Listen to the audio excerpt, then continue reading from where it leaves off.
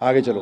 गीता भगवत गीता के 8वें अध्याय के 5वें श्लोक का संदर्भ देते हुए इन्होंने पूछा है, स्मरण मात्र से ही पाप नष्ट होते हैं।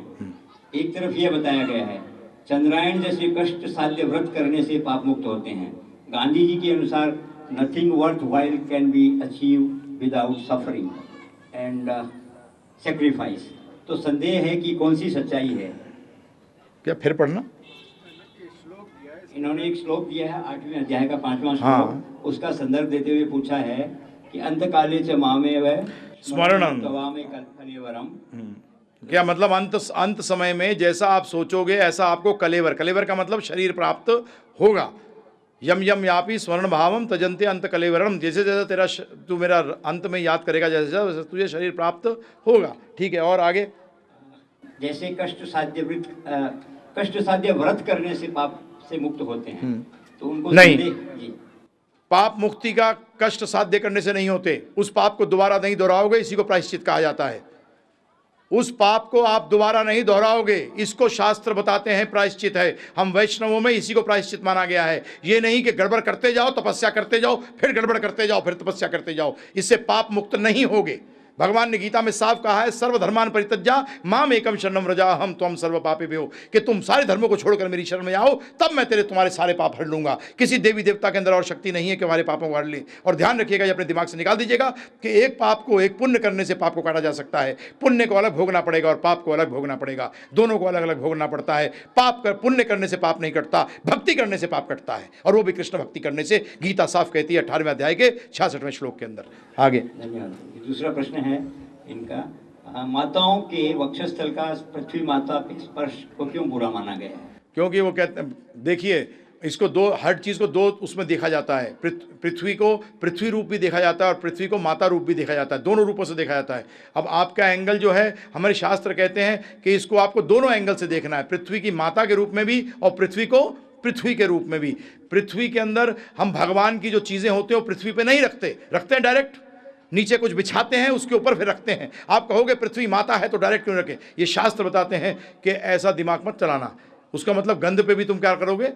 भगवान की वस्तुओं को रखोगे। तो इसी तरीके से माता का वक्षस्थल बड़ा पवित्र माना गया है, इसलिए इसको पृथ्वी पे नहीं रखते। हम लोग वो माता झुक के प्रणाम पूरी कर सकती हैं जो कि दिन रात हर समय हर क्षण पृथ्वी को माता मानती हों, परंतु ऐसा कोई भी नहीं है, इसलिए हमें बचना चाहिए। आगे। धन्यवाद। तो बहुत बहुत धन्यवाद। कल का बहुत ही इंपॉर्टेंट विषय है। कल दो विषय उठाएंगे, एक मैं कौन हूँ, अपनी पहचान, आप सब भूल चुके हैं।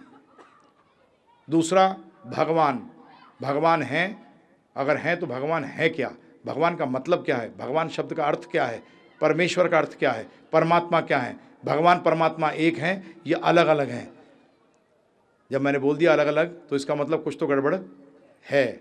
मैं आपके सामने सिद्ध करूंगा, आप परमात्मा बोलना भूल जाओगे, सिर्फ भगवान बोलोगे, बता रहा हूं। तो कल आइएगा। और गोविंद देव जी का हैं जी, बिल्कुल भगवान भी नहीं बोलेंगे हम। भगवान क्यों बोलेंगे? भगवान से फायदा नहीं होता प्रभु जी। जब हम सीधा कृष्ण भगवान का नाम लेते हैं, क्योंकि शास्त्र नहीं कहते भगवान भगवान बोलने से फायदा होगा, क्योंकि भगवान तो रावण भी बना सकते हो आप। क्योंकि भगवान लंका के लोग रावण को क्या मानते थे? भगवान मानते थे। हिरण्यकशिपु को क्या मानते थे? उसके जो प्रजाति भगवान मानती थी। परंतु भगवान शब्द से काम नहीं चलेगा, क्या लेना पड़ेगा? कृष्ण। और बेस्ट तरीका क्या है? हरे कृष्ण कृष्ण कृष्ण हरे हरे, हरे राम राम राम हरे हरे। तो आपसे अनुरोध है कि हमारे जैसे बताया था मैंने कल, भक्तजन ने 100 रुपये की भगवद गीता को 50 रुपये में कर रखा है। आज मैंने सिद्ध कर दिया है आपको कि जितनी गीताएं मार्केट में है 99% जो है वो ज्ञानी ध्यानी योगियों के द्वारा है, परंतु भक्त योगी के द्वारा सिर्फ एक है, और वो श्री प्रभुपाद जी की जो आराम से मिल जाती है। तो आपको लीजिए, मैं आपसे एक बार अनुरोध करूंगा, एक बार उसको पढ़िए। और पढ़ने में भी शुरू में भूमिका है, उस भूमिका को कम से कम 6 बार पढ़िएगा, तब पहला श्लोक प्रारंभ करिएगा। और आप मेरा कार्ड ले सकते हैं। आपको कभी कोई शंका हो, कृपा कर कर मत सोचिएगा, सीधा मुझे प्रश्न करिएगा बेशर्म होकर। मैं आध्यात्मिक क्षेत्र में कहता हूँ क्या करो, हम तो ठहरे इतने बेशर्म कि शर्म हमसे शर्माती है। और दूसरी चीज़ क्या, जिसने करी शर्म उसके फूटे करम, जिसने करी बेहाई उसको मिली रबड़ी मलाई। तो इसलिए भौतिक जगत में मत लगाना है, जूते पड़ जाएंगे। आध्यात्मिक क्षेत्र में लगाओगे लाभ ही लाभ होगा। तो आप संपर्क कर सकते हैं। ये मेरा सौभाग्य होगा क्योंकि आप मुझे भगवान की सेवा में लगाएंगे। बहुत बहुत धन्यवाद। श्री श्री राधा गोविंदे भगवान की जय। श्री श्री जगन्नाथ बलदेव सुभद्रा मैया की जय। श्री सीताराम लक्ष्मण भक्त हनुमान की जय। श्री श्री गौर निताई की जय। सामवेद वैष्णव भक्त वृंद की जय। गौर प्रेमानंदे हरि हरि बोल।